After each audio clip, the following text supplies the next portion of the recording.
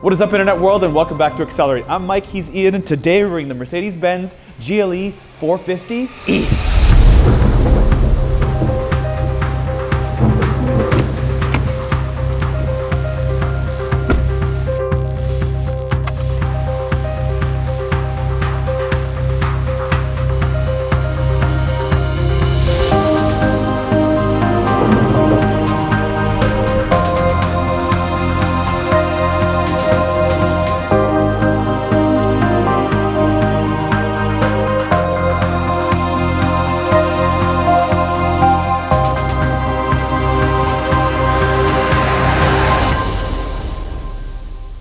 So for 2024, the Mercedes GLE has got some significant upgrades. Starting with the exterior, a bit on the interior, but the main focus is this guy. This is the GLE 450e. It is a plug-in hybrid with an actual battery that gets you places. Not these little mild hybrids that do absolutely nothing. This thing will get you places. And when I mean places, I mean 77 kilometers worth of range, or 48 miles for the Americans. So listen to this. This is how the model lineup goes. This is the only plug-in hybrid. You have the GLE 350, the GLE 450, the GLE 450e, this guy. Then you have the GLE 580. The AMGs show up with their 53 and their 63S. So that is the lineup of the Mercedes-Benz GLE. But our focus will be on this, the plug-in hybrid, because we are in the world of electrification, and I'm glad Mercedes-Benz has something that we can actually get proper range.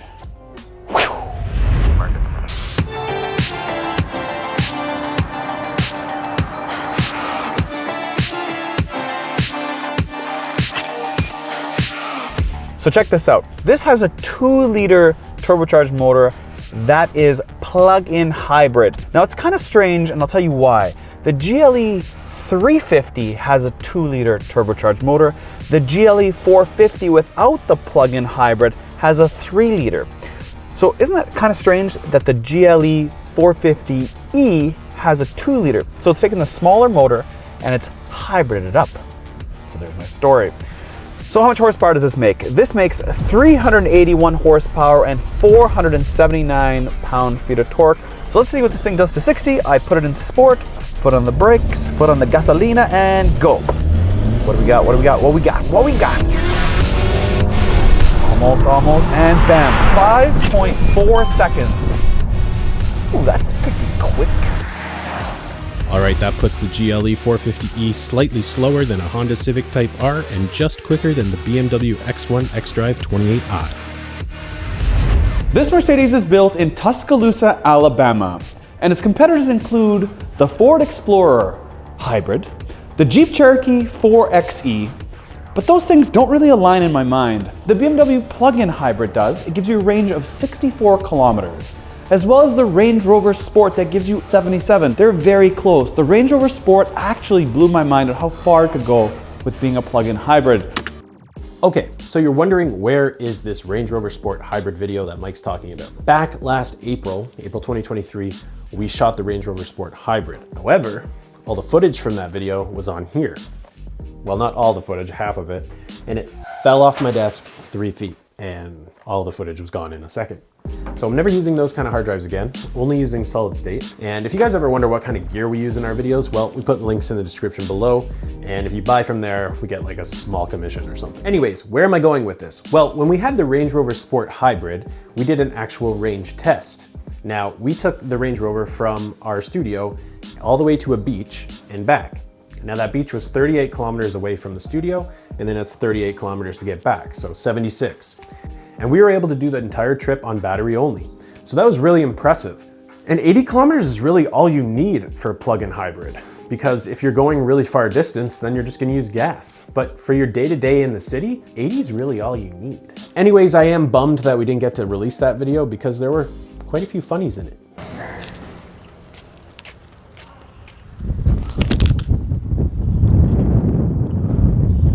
It's gonna be okay. It's not fair, man. It's not fair.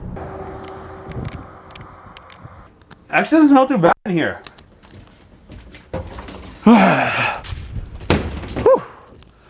Feel 10 pounds lighter, baby. As soon as we pull into Port Stanley, the beach, they're gonna give me some sun. I don't know, a lot of people wearing jackets, man. Don't worry.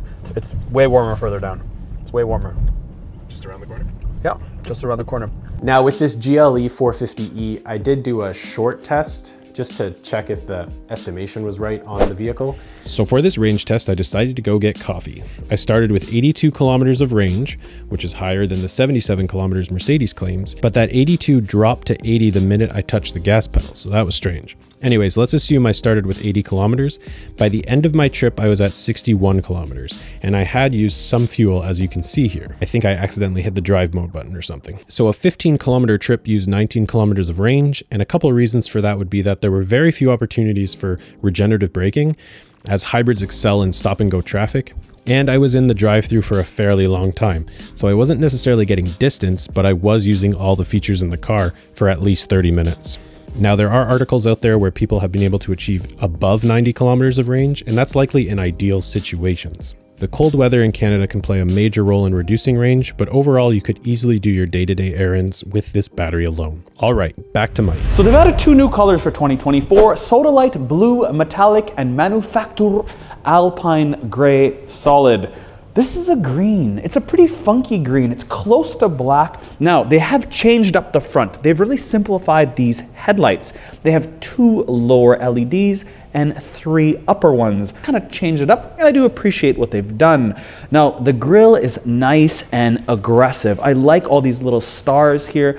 They have this propeller design, but the big change here is this lower bumper, a lot more aggressive, and you have this massive lip on the bottom. It just flares out the front of this truck, making it look 2024. 19s are standard, 20 and 21s are an option on your GLE. It comes with a new pre-collision warning system that detects pedestrians and cyclists. You also have this new package called the off-road package. It increases ground clearance, gives you some underbody cladding, and of course an off-road mode on your screen. But visually speaking, it looks kind of the same as the last generation. It's got these rounded body sides. It's got this guy over here, pretty typical when you see a Mercedes-Benz GLE. I do like this though. It's fairly wide on the back. This is fancy. I've never actually looked at a GLE so close, so I couldn't tell you if the last one had it or not, but I do appreciate this little booty bump. So on the back, you have a third brake light, a tinted rear window that's fairly horizontal, which means you'll have pretty good visibility from the driver's perspective. You have a rear wiper, the Mercedes-Benz badge, of course, GLE 450E. I wonder as time goes on and models get longer and longer, will it actually reach the sign or the logo right here? Look how long this is, GLE 450E. That's a lot of letters and numbers. On this side you have 4MATIC, of course, because it is full-wheel drive. You do have a rear camera hiding underneath there that pops down when you put in reverse. If you're curious to know what this tows, it tows 7,700 pounds, which is a lot of weight, pretty much most smaller to mid-size boats. Then you have these exhausts on this side and that side, except they're not real. They're completely plastic because we are in 2024. Woohoo! Front seat of the GLE looks very similar to the GLS. Dual 12.3-inch screens behind this glass panel. Okay, don't jump. Let's start at the door panel. You have your typical Mercedes-Benz. You can adjust all your seat configurations on this door panel, including 3 increments of memory seat. You have heated and cooled 3 increments each, and you have a button that's for the passenger, so you can set their heated seats on as well, so you don't have to reach all the way over when you're driving. Now, you have a Burmeister sound system that is phenomenal. Burmeister. I love Mercedes-Benz sound systems. They have one of the best audio that you get standard from factory.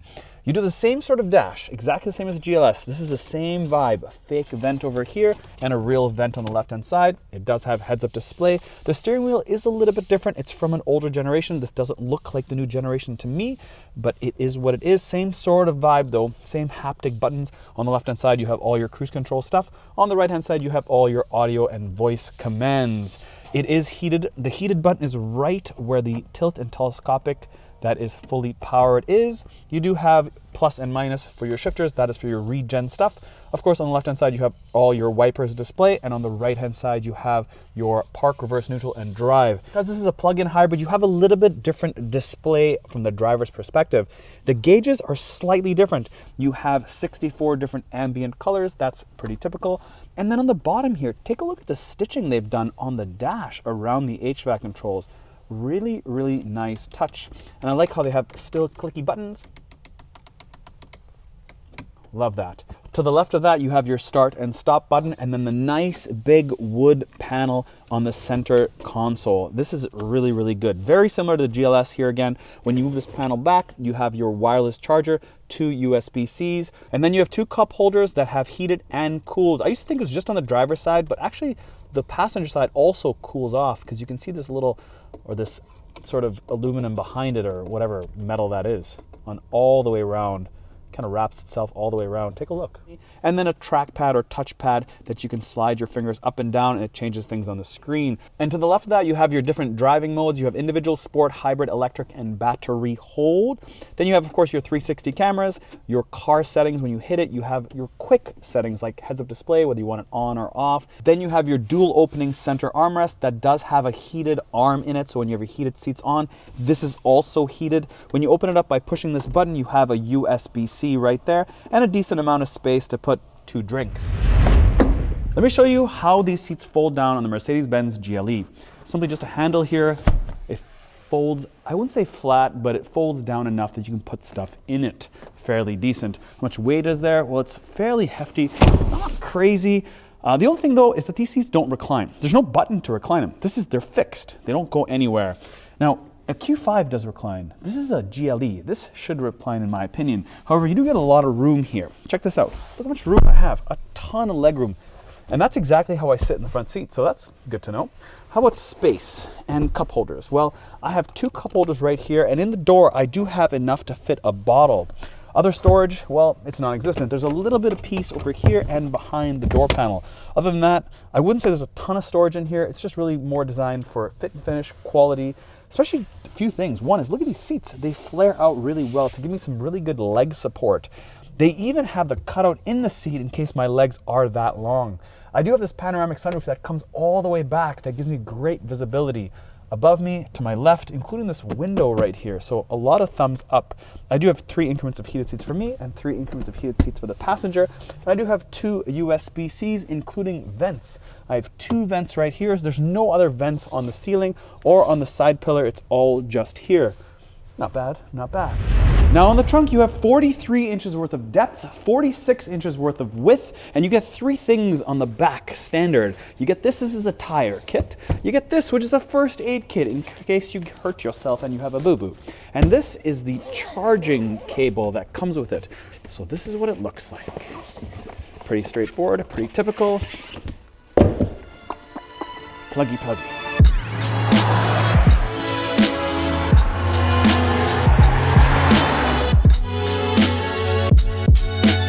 So how about the drive? Just like the GLS, it's very smooth. It's a little bit of a smaller chassis. It's not going to be as smooth as the GLS, but it's still smooth nonetheless. Also, it's very well insulated from engine noise. It's fairly quiet. You don't hear any whine when you're on throttle. You hear the engine, but it's not a whiny 4-banger whatsoever. It's smooth, it's quiet. You can have a proper conversation in here without yelling. And that's what you kind of expect out of a Mercedes-Benz. The steering is soft, the seats are excellent, visibility is great. There's actually a pretty big blind spot actually, but the mirror, wait a second, let me double check what I just said. That blind spot looks pretty big and these mirrors look pretty small. So I totally get why they're using a 4-banger. It totally makes sense. Obviously, smaller engine, still makes really good horsepower with the hybrid portion of it. And the interesting part though here is just the naming of it. That's what I find. I find that interesting. If you know why they have done this, let me know in the comments below. Now there's a $650 option to get the super fast charging. This one has the medium charging, not ultra fast. But to be honest, I think when you go home, you plug it in for 7 hours, and when you get back into it, you have all the juice you need. Oh, this is one thing that's amazing on this thing. The turning ratio is excellent. Just really good turning ratio. It's not always a huge Mercedes-Benz fan, but now as I just keep driving them, I'm kind of used to them, to be honest. It's just, I don't know, that's something I really like about them. For sure, they have the best audio. I mean, if I'm comparing this, BMW and Audi, for like out of the box, Benz just always has the best audio. The sound system is always the best. It's just something they do is the best.